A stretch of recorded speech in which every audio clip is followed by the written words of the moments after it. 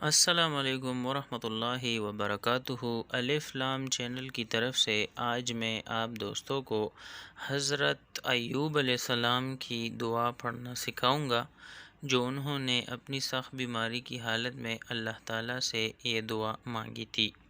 تمام دوستوں سے گزارش ہے کہ ویڈیو کو لائک، کمنٹس، شیئر اور سبسکرائب کیا کریں تاکہ ہر نئی آنے والی ویڈیو کی اپڈیٹ اور نوٹیفیکیشن آپ کو بر وقت مل سکے۔ تو یہ دعا جسمانی بیماریوں سے نجات کی دعا ہے جو ایوب علیہ السلام نے اپنے اللہ تعالیٰ سے کی تھی۔ تو چلیے اس کو شروع کرتے ہیں۔ بسم اللہ الرحمن الرحیم۔ جب انسان کسی سخت بیماری میں مبتلا ہو تو یہ دعا بکثرت مانگتے رہنا چاہیے۔ وَأَيُّوبَ إِذْ نَادَى رَبَّهُ أَنِّي مَسَّنِيَ الضُّرُّ وَأَنْتَ أَرْحَمُ الراحمين۔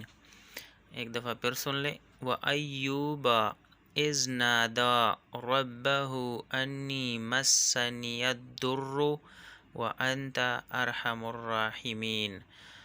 سورہ انبیاء کی یہ آیات ہے۔ اللہ تعالیٰ نے حضرت ایوب علیہ السلام کی تکلیف اسی دعا کی برکت سے دور فرمائی تھی۔